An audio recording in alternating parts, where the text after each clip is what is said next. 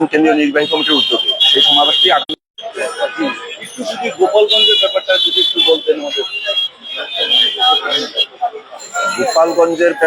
গোপালগঞ্জ আসলে সেখানে যে পতিত সরকারের কিছু উচ্ছৃঙ্খল যারা দীর্ঘ 17 বছর এদেশের মানুষের উপর নির্যাতন নিপীড়ন চালিয়েছে, মানুষকে কেটে টুকরা টুকরা করছে, মানুষের বাড়িঘরে হামলা করছে, লুটপাট করছে, দর্শন করছে, যে রিক্সাওয়ালাকে গুলি করে হত্যা করছে, মায়ের পেটের শিশুকে গুলি করে হত্যা করছে। সেই হত্যা, খুন, দর্শনের লোকগুলা এখন গোপালগঞ্জে অবস্থান করতেছে।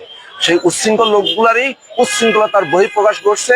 বাংলাদেশের আইন শৃঙ্খলা বাহিনী এতদিন যে 17 বছর যেই পুলিশকে তারা দলীয় ক্যাডার হিসাবে, পেটুয়া বাহিনী হিসাবে ব্যবহার করেছিল, সেই পুলিশের উপরেই তারা নির্লজ্জভাবে হামলা করেছে। এটা তাদের বংশগত জন্মগত অভ্যাস, যে আওয়ামী ফ্যাসিস্ট হাসিনা যেভাবে তাদেরকে যেভাবে তৈরি করছে, যেভাবে শিখিয়েছে, সেভাবেই তারা তার সেই বহিঃপ্রকাশ ঘটিয়েছে গোপালগঞ্জে।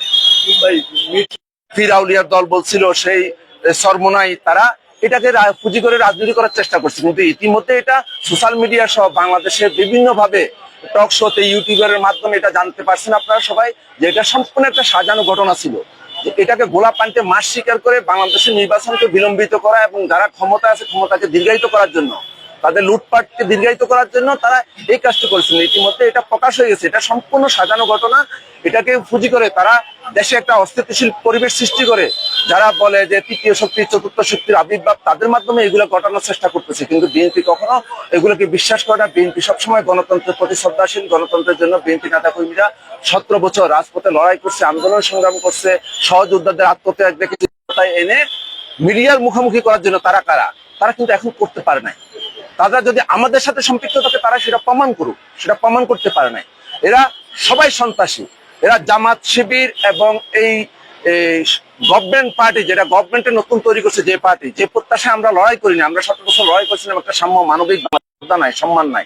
সেজন্যই তারা জানে, তারা ভোট যদি আসে, নির্বাচন যদি আসে, তাদের জামানত থাকবে না। যারা বড় বড় কথা বলছে, দীর্ঘ 17-18 বছর রাস্তাঘাটে তাদের ফেস্টুন পোস্টার দেখা যায় না। আজকে দেখেন তাদের রাস্তাঘাটে পোস্টার ফেস্টুন ভরে যাচ্ছে। একদিক দিয়ে নির্বাচনের কথা বলে না, আরেক দিক দিয়ে নির্বাচনের পোস্টার ফেস্টুন লাগাচ্ছে। তারা নিজেরাই, তাদের অবস্থান ঠিক না। তারা একদিক দিয়ে বলে যে সৎ লোকের শাসন চাই, ওরা আল্লাহর আইন চাই, কিন্তু আবার বলে মানব রচিত আইনে আমরা বিশ্বাস করি না। কিন্তু মানব রচিত আইনের মধ্যেই তারা কাজ করতেছে, নির্বাচন কমিশনে যাচ্ছে। তারা মানব রচিত আইনের সংবিধান মেনেই তারা রাজনীতি করছে। আরেকদিক বলে মানব রচিত আইন মানি না। এদের কোনো কথার মধ্যে ঠিক নাই। নির্বাচন হলে তাদের জামানত থাকবে না। তারা ওই যে মিশরের মতো, বাদারহুডের মতো বিভিন্ন জায়গায় অভ্যুত্থানের মাধ্যমে, রাষ্ট্রীয় ক্রুর মাধ্যমে ক্ষমতা আসতে চায়। তারা জনগণের ভোটে ক্ষমতায় আসতে চায় না। অতি দ্রুত যদি একটি সুষ্ঠু নির্বাচন হয়, বাংলাদেশকে সন্ত্রাস মুক্ত, চাঁদাবাজ মুক্ত করা যাবে কিনা, এই বিষয়ে যদি একটু। অবশ্যই দ্রুত নির্বাচন সরকারের মাধ্যমে তো চাঁদাবাজ মুক্ত করা যাবে, আইন শৃঙ্খলার নিয়ন্ত্রণ করা যাবে। কারণ এরা তো যারা আছে, এরা কিন্তু আইন শৃঙ্খলা নিয়ন্ত্রণ করতে পারতেছে না। কারণ এদের মাঠে একটা রাজনৈতিক কোনো ব্যাকগ্রাউন্ড নাই, রাজনৈতিক কোনো এদের কর্মী নাই। আপনি একটা শুনেন, যখন আমার একটা রাজনৈতিক কর্মী থাকবে, আমি কর্মীকে নির্দেশ দেবো, কর্মী সে কথাটা শুনবে। এদের কথা কারা শুনতেছে? এদের কথা কেউ শুনতেছে না। একটা পলিটিক্যাল গভর্নমেন্ট, একটা রাজনৈতিক নির্বাচিত সরকার যখন আসবে, তখনই আইন